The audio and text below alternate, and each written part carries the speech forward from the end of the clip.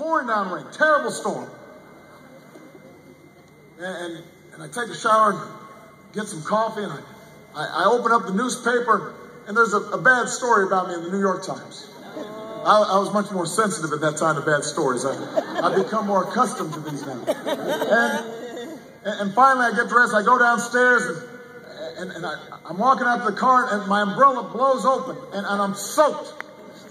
So by the time I'm in the car, I'm wet, and I'm mad, and I'm still kind of sleepy.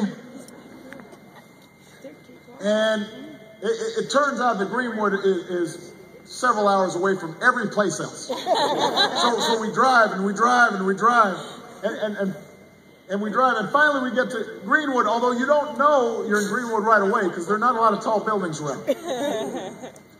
And we pull up to a small field house, and I walk in, and I'm looking around. I don't hear a lot going on. And the state representative said she was going to organize a little meeting for us, and we walk in, and there are about 20 people there. And they're all kind of wet, too, and they don't look very excited to see me. But, you know, I'm running for president, so I do what I'm supposed to do, and I'm shaking hands, and I say, how do you do? Nice to meet you. And I'm making my way around the room, and suddenly I hear this voice cry out behind me. Fired up! Fired up! And I'm startled, and I don't know what's going on. But everybody in the room, this is a small room, they act like this is normal. And when the voice says fired up, they all say ready to go. Yeah.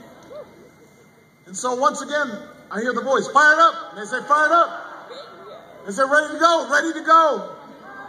And so I look around, I turn behind me, there's this small woman. She's about 60 years old. Looks like she just came from church. She got a big church hat. And she's looking at me, kind of peering at me, and she's grinning, smiling, looking happy. Turns out she's a city councilwoman from Greenwood who also moonlights as a private detective. I'm not making this up. This is true. And it turns out she's famous throughout the area. When she goes to football games and when she goes to rallies and she goes to community events, she does this chant of hers. She does it wherever she goes. So for the next few minutes, she just keeps on saying, fired up. And everybody says, fired up. And she says, ready to go. And everybody says, ready to go. And I'm thinking, you know, this woman is showing me up. This is my meeting. I'm running for president. And she's dominating the room. And I look at my staff, and they just shrug their shoulders. They don't know what to do. So this goes on for a few minutes. Now, here's the thing, Iowa. After a few minutes, I'm feeling kind of fired up. I'm feeling like I'm ready to go. So I start joining in the chant. My staff starts joining in the chant. And suddenly I feel pretty good.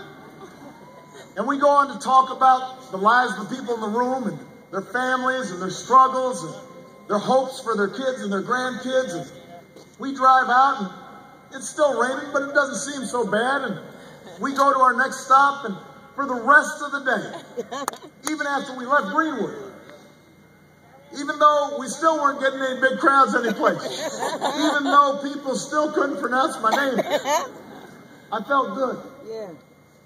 And I'd see my staff, and I'd say, are you fired up? And they'd say, we're fired up. And I'd say, are you ready to go? And they'd say, we're ready to go. Yeah. And